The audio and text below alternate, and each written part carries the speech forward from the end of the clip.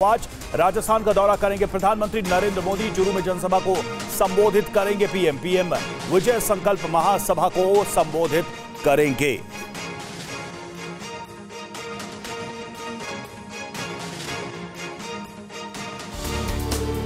राजस्थान में बीजेपी ने मिशन 25 के लिए चुनाव प्रचार तेज कर दिया है। इसी के तहत पीएम मोदी आज राजस्थान दौरे के तहत चूरू पहुंच रहे हैं। कार्यक्रम के मुताबिक PM Modi Churu police line में बीजेपी की विजय संकल्प महासभा को संबोधित करेंगे। चूरू सीट से बीजेपी ने पैरालंपिक खिलाड़ी देवेंद्र झाझरिया को मैदान में उतारा है। पीएम 6 अप्रैल को पुष्कर में नागौर और अजमेर लोकसभा के बीजेपी प्रत्याशियों के समर्थन में सभाएं करेंगे। लोकसभा चुनाव के पहले चरण में राजस्थान में 12 सीटों पर मतदान होना है। और लोकसभा चुनाव के लिए कांग्रेस का घोषणा पत्र आ जाएगा। कांग्रेस अध्यक्ष खड़गे और राहुल जारी करेंगे घोषणा पत्र। मैनिफेस्टो में न्याय और 25 गारंटी पर होगा फोकस। युवाओं, महिलाओं, किसानों और मजदूरों के लिए गारंटी।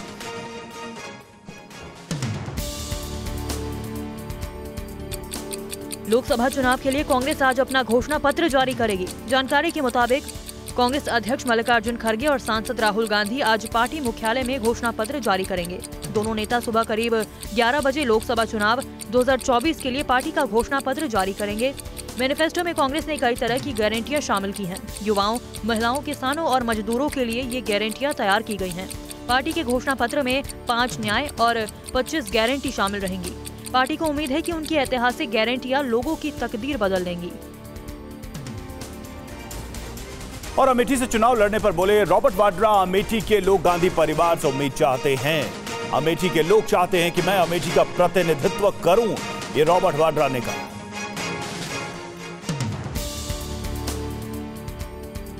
अमेठी से रायबरेली सीट से कांग्रेस की ओर से कौन उम्मीदवार होगा, इसको लेकर अब भी सवाल बना हुआ है। लेकिन इस बीच प्रियंका गांधी के पति रॉबर्ट वाड्रा का बयान सामने आया। वो चाहते हैं कि गांधी परिवार का कोई भी सदस्य वापस आए। यहाँ तक कि वो मेरे से भी प्रेरणा करते हैं और आशा करते हैं कि मैं वहाँ अपना पहला कदम अगर राजनीति में रखता हूँ और सांसद बनने की सोचता हूँ तो मैं अमेठी। वहीं वाड्रा ने कहा कि अमेठी के लोगों को लग रहा है कि उन्होंने राहुल गांधी को हराकर और स्मृति ईरानी को अमेठी का सांसद बनाकर गलती कर दी है। और सीएम एकनाथ शिंदे ने 2 सिटिंग सांसदों का टिकट काट दिया है। किस सीट से कटा किस सांसद का टिकट, इस रिपोर्ट में देखिए। शिवसेना शिंदे गुट ने महाराष्ट्र के हिंगोली में मौजूदा सांसद हेमंत पाटिल को हटाकर उनकी जगह बाबूराव कदम कोहलीकर को टिकट दिया है। दरअसल शिवसेना की पहली लिस्ट में हेमंत पाटिल की उम्मीदवारी की घोषणा की थी, लेकिन अपने सहयोगी भारतीय जनता पार्टी की स्थानीय इकाई के विरोध के बाद उनका नाम वापस लेने की घोषणा की है। जो भी 1-2 जगह पे हमने डिसीजन चेंज किया है या उम्मीदवारी चेंज की है, वो जो मौजूदा सांसद थे उनसे बात करके उनको उनके साथ चर्चा करके ये डिसीजन लिया है। हमारे पार्टी में ऐसा कोई भी नाराज नहीं है। और संजय निरुपम को शिवसेना एकनाथ शिंदे गुट में शामिल किए जाने के सवाल पर सीएम शिंदे के बेटे और सांसद श्रीकांत शिंदे ने क्या कहा, आइए सुनाते हैं। ये कयास जो है, किंतु परंतु ये सब जो विषय है, मुझे लगता है कि ठोस इसमें कुछ है नहीं। जब भी कुछ ऐसा होगा तो उसके ऊपर पार्टी जो है विचार करेगी। माननीय मुख्यमंत्री जो है वो विचार करेंगे। वहीं मिलिंद देवड़ा ने कहा कि जो हमारी विकास की नीतियों के साथ है उसका पार्टी में स्वागत है। मुंबई महाराष्ट्र के हित में काम कर सकता है, उनमें काम करने की क्षमता है, योग्यता है, ऐसे लोगों का हम अवश्य स्वागत करेंगे। और कांग्रेस ने गुजरात में 3 और सीटों पर उम्मीदवारों की घोषणा की है। जानिए किसे कहां से चुनावी मैदान में उतारा गया है।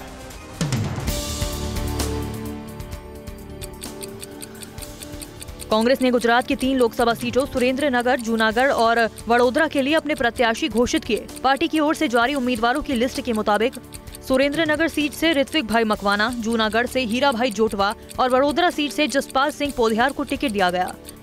कांग्रेस अब तक कुल 235 उम्मीदवारों की घोषणा कर चुकी है। इससे पहले पार्टी ने 12 अलग अलग सूचियों में 232 उम्मीदवार घोषित किए थे।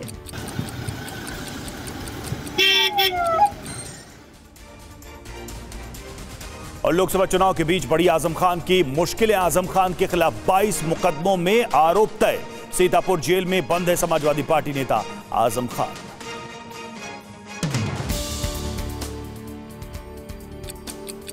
कोर्ट ने आजम खान के साथ कुल 12 लोगों के खिलाफ कुल 22 मुकदमों में आरोप तय कर दिए हैं। दरअसल थाना अजीम नगर में 2019 में किसानों की जमीन कब्जा करने के मुकदमे दर्ज हुए थे। इस मामले में आजम खान के साथ पूर्व सीओ आले हसन, तत्कालीन थाना अध्यक्ष कुशल वीर, आनंदवीर सिंह, तत्कालीन लेखपाल, विधायक नसीर अहमद खान, फसी जैदी, तंजीम फातिमा, अब्दुल्ला आजम, अदीब आजम, निगाहत अखलाक, जाकी और हमान सिद्दीकी, मुश्ताक अहमद सिद्दीकी के खिलाफ आरोप तय हुए हैं। मामले की अगली सुनवाई अब 18 अप्रैल को होगी।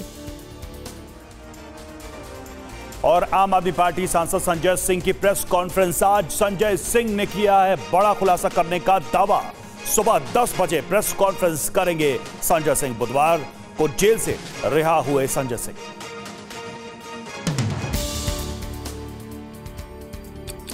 आम आदमी पार्टी सांसद संजय सिंह आज सुबह 10 बजे एक प्रेस कॉन्फ्रेंस करेंगे। प्रेस कॉन्फ्रेंस के जरिए उन्होंने बड़ा खुलासा करने का दावा किया। TV9 से खास बात करते हुए आगे की रणनीति साझा की। पार्टी के मुखिया अरविंद केजरीवाल जी को भाजपाइयों ने और इस देश की तानाशाह हुकूमत ने जेल में रखा हुआ है, और इसलिए हम लोगों की जिम्मेदारी है, एक एक कार्यकर्ता की जिम्मेदारी है कि 10 गुना ज्यादा मेहनत से काम करें।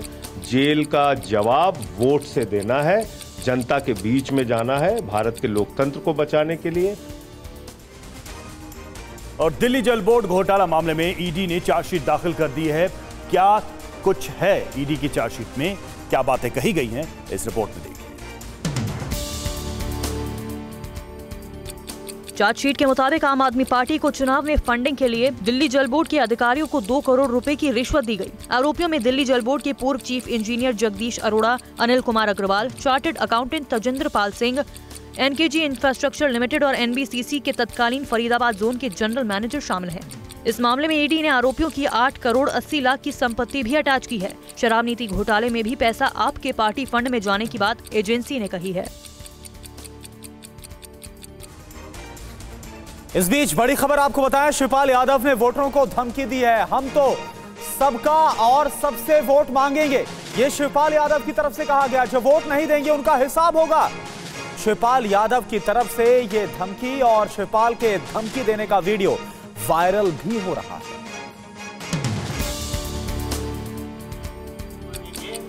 समाजवादी पार्टी के नेता शिवपाल यादव ने बदायूं में एक चुनावी सभा को संबोधित करते हुए वोटरों को ही धमकी दे दी। उन्होंने मंच से कहा कि हम तो सबका और सबसे वोट मांगेंगे और जो समाजवादी पार्टी को वोट नहीं देगा उसका हिसाब किताब भी करेंगे। अपने तो हैं, सब देंगे वोट, सब देंगे वोट। और तो दें, नहीं देंगे तो फिर पहले तो वोट दो, नहीं तो फिर हिसाब किताब भी होगा।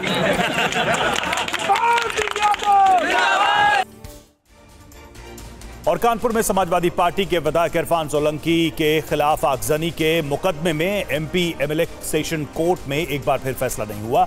अब इस मामले में 6 अप्रैल को फैसला सुनाया जाएगा। पेशी पर पहुंचे इरफान का अचानक गुस्सा फूट पड़ा। उन्होंने कहा कि मैं पुलिस कमिश्नर की पेशी पर आया हूं या कोर्ट की।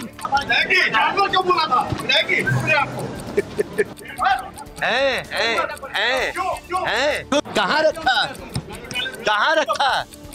हमें जज साहब ने बुलाया था या पुलिस कमिश्नर ने बुलाया था पेशी पे? इस बीच इरफान सोलंकी ने प्रशासन पर गंभीर आरोप लगाए। हमने शिकायत करी है कि हम जानवर हैं, पेशाब नहीं करने, रोजे के लिए, रोजा रखने के लिए पानी नहीं पीने दे रहे, भूखे प्यासे। इधर ईडी ने हेमंत सोरेन के खिलाफ कार्रवाई की है। ईडी ने सोरेन के कथित स्वामित्व वाले 8.8 एकड़ को कुर्क किया है।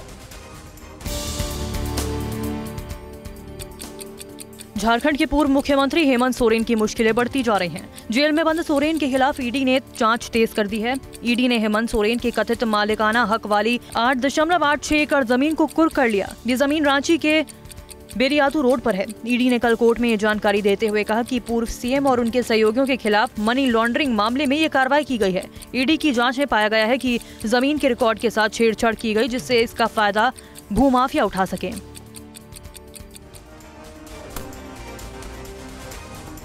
और भारत नेपाल सीमा से 3 आतंकी गिरफ्तार हुए। गिरफ्तार आतंकियों में 2 पाकिस्तानी मूल के हैं। भारत में आतंकी वारदात को अंजाम देने की साजिश थी।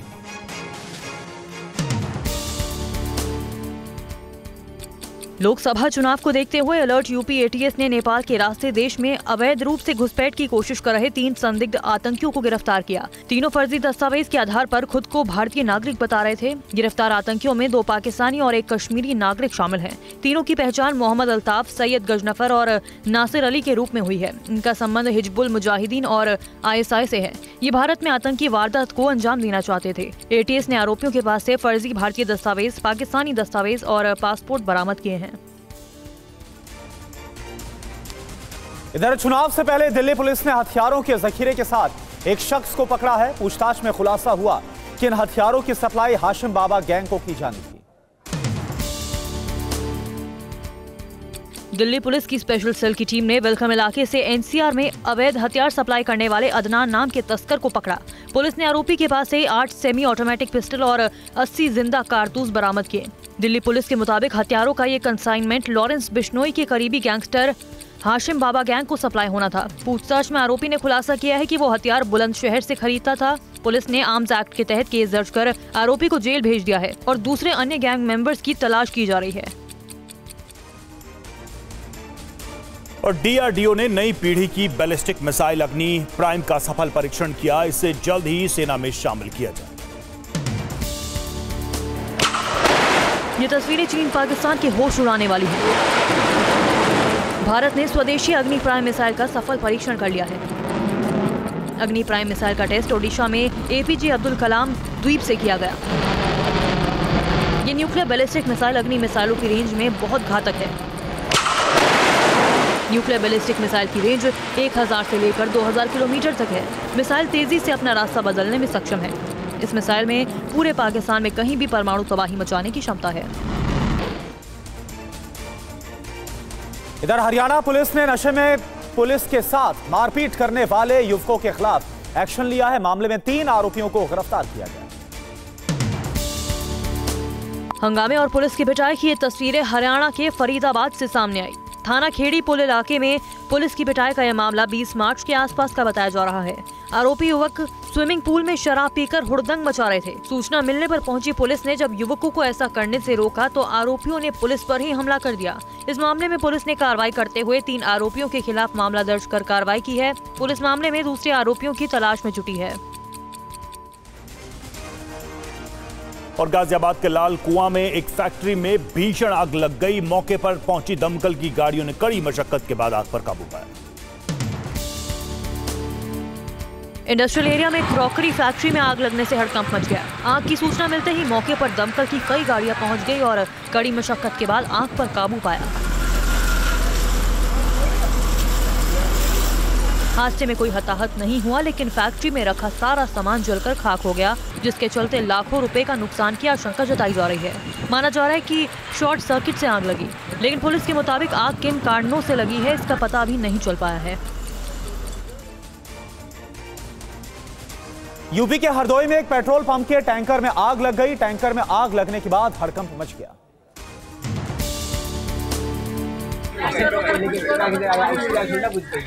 आग इतनी भीषण थी कि आग की लपटों की जद में आने से घटनास्थल के करीब एक किराने की दुकान भी आग की चपेट में आ गई, जिसके बाद किराना की दुकान भी राख में तब्दील हो गई।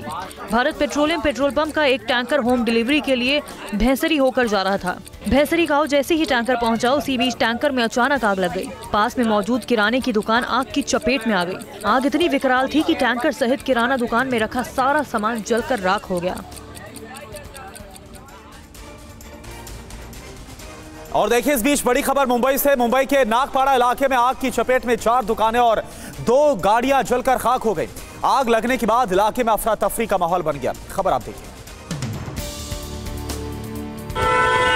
टैंक से इथे आग लागली। भीषण आग की ये तस्वीरें मुंबई के नागपाड़ा इलाके से सामने आई। यहाँ की सीपी टैंक इलाके में भीषण आग लग गई। 4 दुकानें और 2 गाड़ियां आग की चपेट में आने से जल गई। आग की लपटें काफी ऊंची ऊंची उठती नजर आई। मौके पर पहुंची फायर ब्रिगेड की कई गाड़ियों ने घंटों की मशक्कत के बाद आग पर काबू पाया। आग लगने से पूरे इलाके में अफरा तफरी मच गई। हादसे में किसी के हताहत होने की खबर नहीं है। आग लगने की वजह अब तक साफ नहीं है। पुलिस हादसे के कारणों का पता लगाने में जुटी है।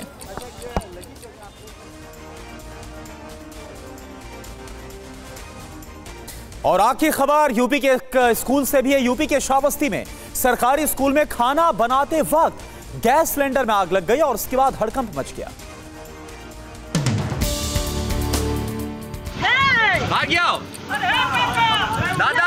तस्वीरें श्रावस्ती के एक सरकारी स्कूल की है, जहां रोज की तरह बच्चों के लिए खाना बनाया जा रहा था। तभी अचानक गैस लीकेज की वजह से सिलेंडर में आग लग गई। सिलेंडर में आग लगने से हड़कंप मच गया। अरे बहुत ज्यादा तेज जलते, हल्का बाहर चलो। आनंद फानन में बच्चों को सुरक्षित जगह पहुंचाया गया। कुछ देर बाद मौके पर पहुंचे फायर ब्रिगेड के कर्मचारियों ने आग पर काबू पाया। खबर गुरुग्राम से। गुरुग्राम में किडनी रैकेट का खुलासा हुआ है। सीएम फ्लाइंग स्क्वाड और स्वास्थ्य विभाग के ज्वाइंट ऑपरेशन ने किडनी रैकेट का भंडाफोड़ किया। रैकेट के तार बांग्लादेश से लेकर कोलकाता, रांची, गुरुग्राम के साथ ही जयपुर से जुड़े हैं।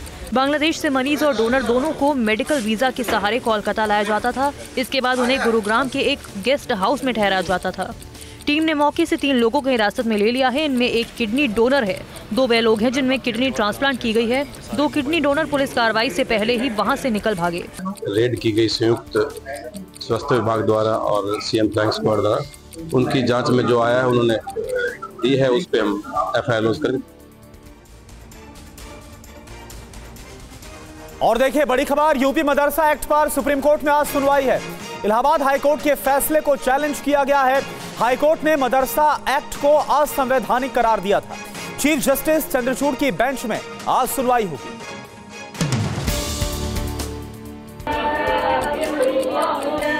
इलाहाबाद हाईकोर्ट की लखनऊ बेंच ने UP board of Madrasa education act 2004 को असंवैधानिक करार दिया था, जिसे सुप्रीम कोर्ट में चुनौती दी गई।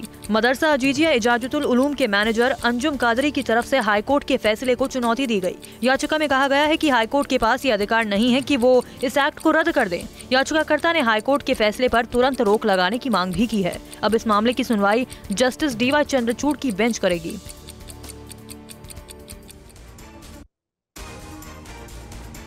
खबर मुंबई से। मुंबई के कोस्टल रोड के टनल में हुए हादसे की तस्वीरें सामने आई है। हादसे में कोई भी हालांकि हताहत नहीं हुआ, ये गनीमत है। मुंबई के कोस्टल रोड पर गुरुवार दोपहर को पहला हादसा हुआ। हादसा एक तेज रफ्तार कार के सुरंग की दीवार से टकराने की वजह से हुआ। पुलिस के मुताबिक एक कार दीवार से टकराकर घूम गई और दूसरी कार ने उसे टक्कर मार दी। हालांकि राहत की बात यह है कि हादसे में किसी को चोट नहीं लगी। हादसे की सीसीटीवी तस्वीरें भी सामने आई हैं। दुर्घटना के कारण कोस्टल रोड पर ट्रैफिक कुछ समय के लिए प्रभावित हुआ। पुलिस ने दुर्घटनाग्रस्त कार को हटाकर आवाजाही के लिए रास्ता साफ कर दिया। इस कोस्टल रोड के पहले चरण का उद्घाटन 11 मार्च को हुआ था। बिहार के सिवान में गला रेत कर एक बुजुर्ग की निर्मम हत्या के बाद पूरे इलाके में सनसनी फैल गई। देखिए रिपोर्ट। हत्या के बाद आरोपियों के ना पकड़े जाने से लोग गुस्से में हैं। आक्रोशित लोग सड़क पर उतर आए। लोगों ने सिवान गोपालगंज मार्ग की सड़क को ही जाम कर दिया और हत्यारों की गिरफ्तारी की मांग की। वहीं पुलिस घटनास्थल पर डॉग स्क्वाड टीम पहुंचकर घटना की जांच कर रही है। बता दें कि मृतक रामानु सिंह अपने घर के पास सोए हुए थे, तभी अज्ञात व्यक्ति ने धारदार हथियार से बुजुर्ग की गला रेतकर हत्या कर दी। घटना के बाद मौके पर पहुंची पुलिस ने परिजनों को आश्वासन दिया कि जल्द ही हत्यारों की गिरफ्तारी कर ली जाएगी। और रुद्रप्रयाग में भारी बर्फबारी हुई है। केदारनाथ धाम में भारी बर्फबारी की खबर है। बर्फबारी ने बढ़ाई कर्मचारियों की मुश्किल। उत्तराखंड में मौसम बदलने की वजह से पहाड़ों पर बर्फबारी का दौर जारी है। रुद्रप्रयाग में केदारनाथ धाम में इतनी ज्यादा बर्फ गिर रही है कि हर तरफ बर्फ की परतें दिख रही हैं, जिससे गौरीकुंड से केदारनाथ जाना मुश्किल हो गया है। केदारनाथ धाम की कपाट 10 मई को खुलने वाले हैं। इसके लिए जोर शोर से तैयारियां भी चल रही हैं, लेकिन बर्फबारी की वजह से गौरीकुंड से सामान ले जाने में काफी दिक्कतों का सामना करना पड़ रहा है। बर्फ को काटकर फिलहाल रास्ता बनाया जा रहा है। बेस कैंप से केदारपुरी के बीच बर्फ हटा ली गई है। खबर अमेरिका से। अमेरिका के न्यू हैम्पशायर में बर्फीले तूफान ने जमकर कहर बरपाया है। लोगों को बर्फ के चलते कई परेशानियों का सामना करना पड़ रहा है।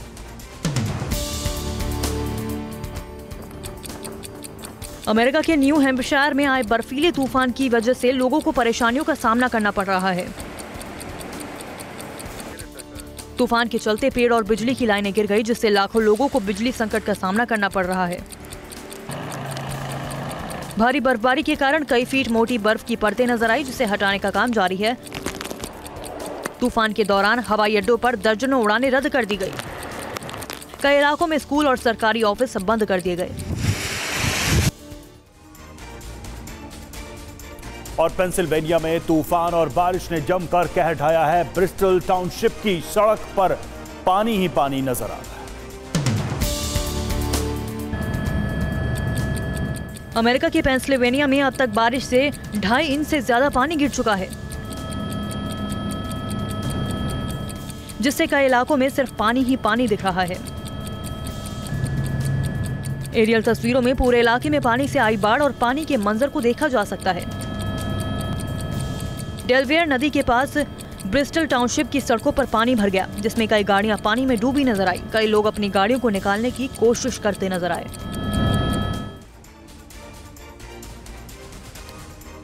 इस बीच खबर बरेली से है। बरेली में फाल्गुनी रामलीला की धूम देखी गई। इस दौरान राम रावण युद्ध भी किया गया। ये तस्वीरें हैं यूपी के बरेली की, जहां लोग इन दिनों ऐतिहासिक रामलीला का आनंद ले रहे हैं। ये रामलीला यूनेस्को को वर्ल्ड हेरिटेज की लिस्ट में शामिल है। गुरुवार की शाम से रात तक राम रावण युद्ध किया गया।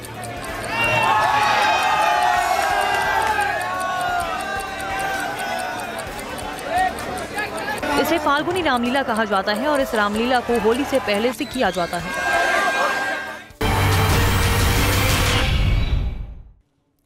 बड़ी खबर है उत्तराखंड के रुड़की में बीजेपी नेता के घर पर फायरिंग हुई। बाइक सवार 3 बदमाशों ने की ताबड़तोड़ फायरिंग में किसी को गोली लगने की सूचना नहीं है।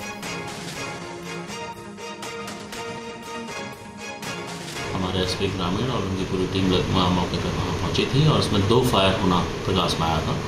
पुलिस ने इस पूरे घटनाक्रम को बहुत ही संजीदगी से लिया है और हम बहुत ही सख्त कार्रवाई इसमें करेंगे, क्योंकि इलेक्शन का भी माहौल है और इस तरीके से व्यक्ति अगर कोई घटना कर रहे हैं तो इनके अगेंस्ट हम लोगों ने ऑलरेडी टीम हमारी निकली हुई है। जल्दी इनकी अरेस्टिंग भी की जाएगी, उनके खिलाफ सख्त कार्रवाई की जाएगी। और वहीं जेल से जमानत पर बाहर आए आम आदमी पार्टी के सांसद संजय सिंह आज प्रेस कॉन्फ्रेंस करने वाले हैं। संजय सिंह ने बड़ा खुलासा करने का दावा किया है। सुबह 10 बजे प्रेस कॉन्फ्रेंस करेंगे संजय सिंह। बुधवार को जेल से रिहा हुए हैं संजय सिंह।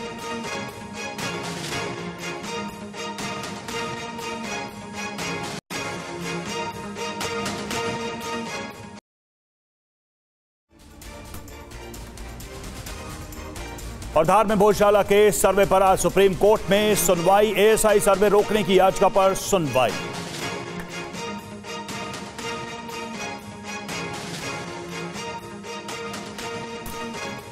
स्वागत है आपका हमारे इस बिल्कुल नए शो जिसका नाम है एजेंडा फुल एंड फाइनल। इस खास शो में वो खबरें होंगी जो आज एजेंडा बनेगी।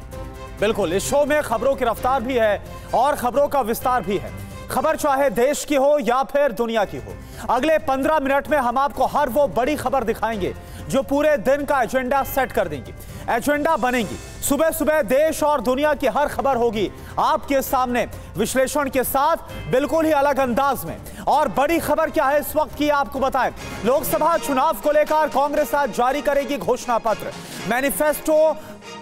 5 न्याय और 25 गारंटी पर होगा फोकस। एआईसीसी मुख्यालय में सुबह 11:30 बजे घोषणा पत्र जारी किया जाएगा। कांग्रेस अध्यक्ष मल्लिकार्जुन खड़गे और राहुल गांधी मौजूद रहेंगे। जी हां, तो लोकसभा चुनाव के लिए कांग्रेस का मैनिफेस्टो न्यूनतम आय योजना से 5 न्याय पर फोकस होगा। राहुल गांधी देश की जनता को 25 गारंटी देंगे। कांग्रेस का फोकस युवा, किसान और महिलाओं पर है, खासकर बेरोजगारों के लिए कांग्रेस कई तरह के वादे कर सकती है। और चलिए अब आपको बताते हैं कि कांग्रेस के इस बार के घोषणा पत्र में क्या क्या बड़े वादे हैं जो कांग्रेस जनता से कर सकती है। 2024 के लिए कांग्रेस का घोषणा पत्र 5 न्याय और 25 गारंटी की जो बात है वो इसमें कही जा रही है। तो न्याय की अगर बात की जाए, किसान, नारी, युवा, श्रमिक के हिस्सेदारी, इसका जो जिक्र है वो किया जा रहा है। जाति जनगणना की जो बात है वो भी सामने आ सकती है और सच्चर कमेटी की सिफारिश का भी जिक्र हो सकता है। जी हां, साथ ही ओपीएस का भी वादा किया जा सकता है कांग्रेस की तरफ से। 30 लाख सरकारी नौकरियों की गारंटी देने का भी वादा होगा। महिलाओं को 6,000 रुपए प्रति महीना देने की बात भी मैनिफेस्टो में आ सकती है। महिलाओं को 6,000 रुपए प्रति महीना देने की जो बात हमने आपको बताई, और इसके अलावा अग्निवीर योजना बंद करने की जो बात है वो भी हो सकती है सेना में भर्ती के लिए जो अग्निवीर योजना है।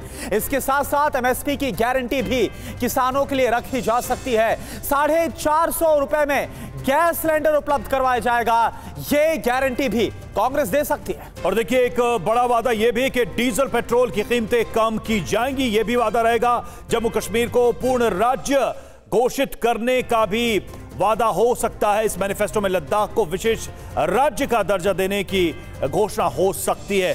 कुमार विक्रांत हमारे साथ इस वक्त जुड़े हुए हैं, हमारे साथ हमारे संवाददाता। कुमार, ये बहुत बड़े वादे हैं अपने आप में, यानी कि जो मौजूदा सरकार है उसकी कई सारी योजनाओं को पलटने का भी जिक्र है उसमें, चाहे जम्मू कश्मीर का मामला हो या फिर अग्निवीर जैसी योजना हो। जी हाँ, बिल्कुल। सबसे बड़ी बात यह है कि जो कांग्रेस का कहना है कि 30 लाख पद केंद्र सरकार में खाली पड़े, उनको भरने की वो गारंटी देने वाली है।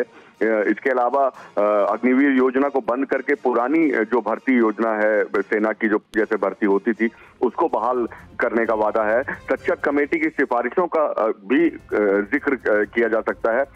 साथ ही साथ एक अहम बात और भी है कि जम्मू कश्मीर में तुरंत चुनाव कराए जाएंगे और जम्मू कश्मीर को पूर्ण राज्य का दर्जा दिया जाएगा, तो ये भी इसमें आने वाला है। और सबसे बड़ी बात जो मैं आपको बताऊं वो ये भी होने वाला है, इस घोषणा पत्र में शामिल करने वाली है कांग्रेस, कि जिस तरीके से जांच एजेंसियों का दुरुपयोग हो रहा है, उस दुरुपयोग को रोकने के लिए अगर कानून में बदलाव करना होगा तो वो भी करने का वादा कांग्रेस अपने घोषणा पत्र में कर सकती है। ठीक है कुमार विक्रांत, आप हमारे साथ बने रहिए। इस बीच कांग्रेस से जुड़ी ही एक और बड़ी खबर आपको बता दें, जो सियासी मैदान में आज एजेंडा बन सकती है, एजेंडा सेट कर सकती है।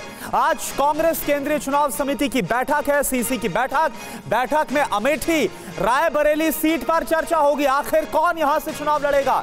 गांधी परिवार को चुनाव लड़ाने पर बात होगी। सीसी चाहती है कि गांधी परिवार का सदस्य ही चुनाव लड़े। और आपको बता दें कि आज पहली बार सीईसी सोनिया खरगे के सामने यह कहेगी कि गांधी परिवार अमेठी रायबरेली से चुनाव लड़े। आपको बता दें कि मध्य प्रदेश चुनाव समिति स्क्रीनिंग कमेटी रायबरेली अमेठी की जिला कमेटी पहले ही इसका प्रस्ताव दे चुके हैं। अब पार्टी की जो टॉप लीडरशिप यानी गांधी परिवार पर दबाव बना सकती है कि अगर वो यहां से चुनाव नहीं लड़े तो उत्तर भारत में बड़ा नुकसान होगा। 2019 में राहुल अमेठी से हार चुके हैं और इसके बाद से कांग्रेस लगातार दबाव है कि उत्तर भारत में कैसे एक बड़ी वापसी की जाए। और चलिए अब आपको बताते हैं कि आखिर अमेठी और रायबरेली सीट कांग्रेस के लिए सियासी तौर पर क्यों मायने रखती है, क्यों अहम हो जाती है। सीधा बिग वॉल का हम रुख करते हैं और बिग वॉल के जरिए आपको हम बताते हैं कि क्यों अमेठी और रायबरेली, जो कि गांधी परिवार का गढ़ रहा है, यह सीट अपने आप में, हालांकि पिछली दफा अमेठी से राहुल गांधी को हार झेलनी पड़ी थी, लंबे समय से दोनों सीटों पर कांग्रेस का ही कब्जा रहा है। रायबरेली सीट 1967 से 1977 तक इंदिरा गांधी के पास थी। बिल्कुल, और देखिए 2004 से 2024 तक रायबरेली से सोनिया गांधी सांसद रही हैं, इसलिए ये कांग्रेस के लिए इंपॉर्टेंट। अमेठी की बात करें, अमेठी भी कांग्रेस की परंपरागत सीट रही है और गांधी परिवार से ही अमूमन यहां से व्यक्ति चुना गया है। 1980 में संजय गांधी ने अमेठी से चुनाव जीता था।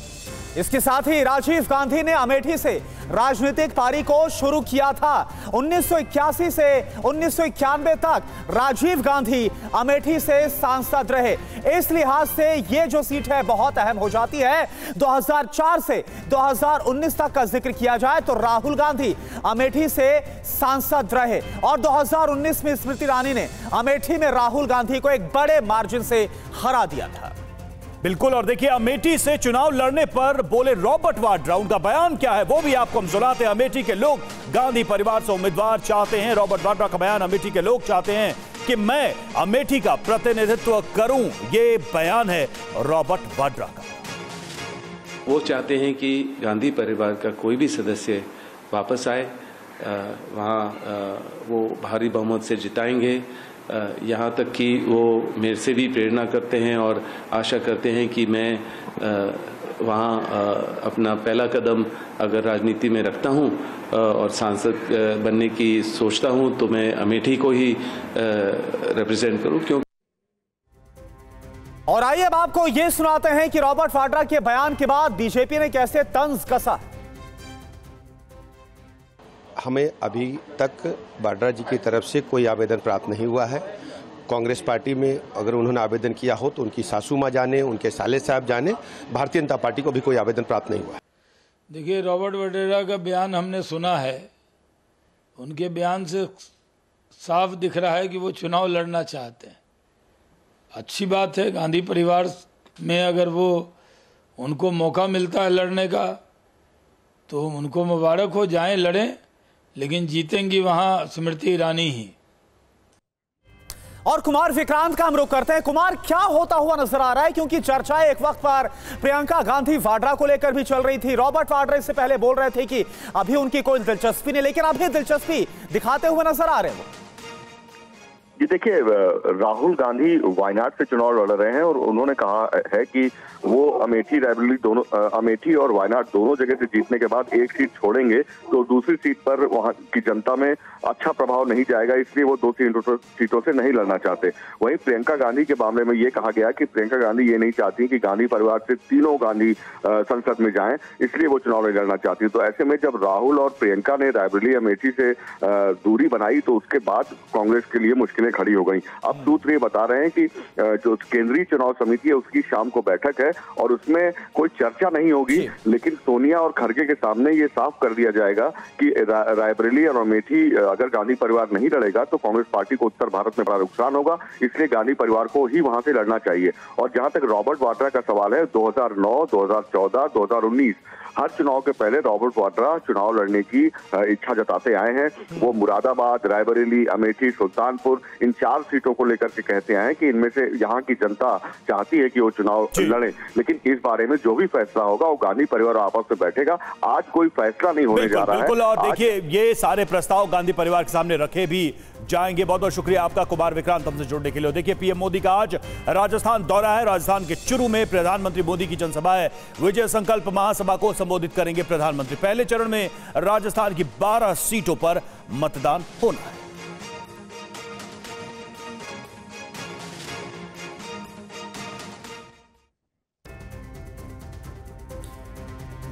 और आइए अब आपको प्रधानमंत्री मोदी की 2 तस्वीरें दिखाते हैं, कैसे पीएम मिशन 400 पर जुटे हुए हैं। कल प्रधानमंत्री बिहार और बंगाल के दौरे पर थे और आज प्रधानमंत्री मोदी राजस्थान के दौरे पर जाएंगे और इस तरह से वो चाहे पूरब हो या फिर पश्चिम हर तरफ जाकर 400 पार का जो नारा दिया गया है इसे पूरा कर लेना चाहते हैं। और चलिए अब आपको बताते हैं कि राजस्थान के चुरू में आज होने वाली पीएम मोदी की रैली पर विपक्ष की क्यों खास नजर है और क्यों यह हॉट सीट बीजेपी के लिए बेहद अहम है। तो 25 साल से बीजेपी का ये अभेद किला है, तो एक महत्वपूर्ण सीट, महत्वपूर्ण अगर जगह कही जाए बीजेपी के लिए तो गलत नहीं होगा। 1999 से लगातार यहां से बीजेपी जीत दर्ज करती रही है। 2014 और 2019 में भी बीजेपी यहां पर जीती थी। बीजेपी से राहुल कसवा 2 बार से सांसद, लेकिन आपको बता दें कि राहुल कसवा के पिता भी यहां से 3 बार जीते। लेकिन जिसका जिक्र किया, राहुल कसवा अब कांग्रेस से चुनाव लड़ रहे, उन्होंने पाला बदल दिया है। रवि, बिल्कुल, बीजेपी ने देवेंद्र झांझरिया को मैदान में उतारा है। देवेंद्र झांझरिया पैरालंपिक खिलाड़ी है, तो ऐसे में ये बीजेपी के लिए महत्वपूर्ण सीट है और बीजेपी पूरे दमखम के साथ चाहेगी कि यह सीट बनी रहे। अब प्रधानमंत्री मोदी का जो मिशन 400 पार है, आपको पीएम के पिछले 1 हफ्ते के दौरों के बारे में बताते हैं कि प्रधानमंत्री मोदी मिशन 400 के लिए कैसे ताबड़तोड़ रैलियां कर रहे हैं। तो जो प्रधानमंत्री का जो मिशन है वो है 400 पार का। 6 दिन की बात की जाए तो 5 राज्यों का दौरा किया और असर कितनी सीटों पर हो रहा है? 65 सीटों पर इसका साफ तौर पर असर होता नजर आ रहा है। बिल्कुल, उन रैलियों की बात करते हैं। 31 मार्च 2024 मेरठ यूपी 27 सीटों पर सीधा प्रभाव नजर आ रहा है प्रधानमंत्री की इस रैली और इसकी मौजूदगी का। 2 अप्रैल 2024 कोटपुतली राजस्थान 6 सीटों पर प्रभाव सीधे तौर पर अगर यहां रैली की है प्रधानमंत्री तो आसपास के जिलों सीटों को मिलाकर देखें। 4 अप्रैल 2024 जमुई बिहार, जिसका असर 15 सीटों पर पड़ेगा, इसका प्रभाव माना जा रहा है कि 15 सीटों पर पड़ेगा। इसके साथ साथ 4 अप्रैल 2024 कूच बिहार पश्चिम बंगाल की बात करें, कल यहां पर रैली की गई और 12 सीट पर इसका साफ तौर पर असर पड़ता हुआ नजर आ रहा। और 5 अप्रैल 2024 यानी कि आज की तारीख जब चूरू राजस्थान में रैली है और इसका साफ तौर पर असर 5 सीटों पर नजर आएगा जो दावा किया जा रहा है। चलिए, और अब वो खबर जो यूपी के सियासी एजेंडा तय कर सकती है, यूपी का सियासी एजेंडा बन सकती है। यूपी मदरसा एक्ट पर सुप्रीम कोर्ट में आज सुनवाई। इलाहाबाद हाई कोर्ट के फैसले को दी है चुनौती। हाई कोर्ट ने मदरसा एक्ट को असंवैधानिक करार दिया। चीफ जस्टिस चंद्रचूड़ की बेंच में होगी सुनवाई। तो अपने आप में उत्तर प्रदेश के इस वक्त के चुनावी माहौल के हिसाब से यह खबर काफी अहम है। और चलिए अब आपको बताते हैं कि क्या है यूपी मदरसा एक्ट और ये क्यों बनाया गया था। UP board of Madrasa education act 2004 में बनाया गया था। मदरसा शिक्षा बोर्ड की स्थापना के लिए बना था कानून। कानून के तहत कई तरह की शक्तियां मदरसा बोर्ड को हासिल है। राज्य में मदरसों के स्तर में सुधार लाना कानून का मकसद है। राज्य में मदरसों की शिक्षा व्यवस्था को बेहतर बनाना इसका लक्ष्य है। मदरसा शिक्षकों के प्रशिक्षण के लिए दिशा निर्देश देना, पाठ्यक्रम, पाठ्य पुस्तकें और शिक्षण सामग्री निर्धारित करना। और आपको बता दें कि यूपी के करीब 13,000 मदरसों के खिलाफ सरकार एक्शन ले सकती है। आइए आपको दिखाते हैं कि यूपी सरकार उन मदरसों पर क्यों सख्त है, क्यों ये एक्शन उत्तर प्रदेश सरकार की तरफ से लिया जा सकता है। जल्दी से कुछ महत्वपूर्ण बातों पर नजर डालें तो यूपी में अवैध मदरसों को बंद किया जा सकता है। और देखिए क्या कार्रवाई हो सकती है। मदरसों की जांच के लिए सरकार ने एसआईटी गठित की थी और अक्टूबर 2023 में सरकार ने एसआईटी का गठन किया था और एसआईटी ने अपनी रिपोर्ट यूपी सरकार को सौंपी थी। उत्तर प्रदेश सरकार के पास वो रिपोर्ट पहुंची। एसआईटी ने यूपी के 13,000 मदरसों को अवैध बताया और यही वजह है कि इन अवैध मदरसों को बंद करने की सिफारिश की गई, जिस पर यह बड़ी कार्रवाई हो सकती है। आगे बढ़ें, अब वो खबर जिस पर दुनिया में नए वॉर फ्रंट खुलने का एजेंडा बन सकता है। जी हां, बड़ी खबर से करेंगे, आपको बता रहे हैं ये बड़ी खबर, इजरायल पर बड़ा साइबर अटैक हो सकता है।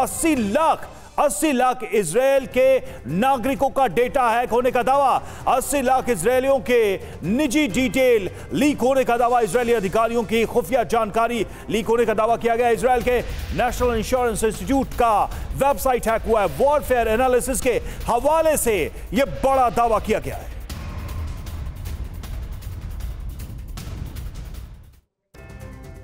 तो इजराइल पर साइबर अटैक की जो बात कही जा रही, जो दावा हो रहा है, आखिर इसकी पूरी सच्चाई क्या है। बिग वॉल का सीधा रुख करते हैं तो जानिए इजराइल पर साइबर अटैक को लेकर एक एक डिटेल्स। इजराइल के नेशनल इंश्योरेंस इंस्टीट्यूट पर साइबर अटैक की जो खबर है वो सामने आ रही है। फिलिस्तीन समर्थक अरब हैकर्स ने साइबर अटैक किया। सोर्स क्या है? Warfare analysis TG. वीडियो जारी कर साइबर अटैक की दावेदारी भी की गई, यानी कि इसकी जिम्मेदारी भी ली गई है। 80 लाख इजरायल के नागरिकों का डेटा हैक होने का दावा इसमें किया गया है। छोटा आंकड़ा नहीं है ये, 80 लाख और 80 लाख इजरायल के लोगों के निजी डिटेल्स के लीक होने का इसमें दावा किया गया है, यानी कि उनकी व्यक्तिगत जानकारियों को हैक किया गया है। यह अपने आप में इजरायल के लिए बड़ी चिंता की बात है।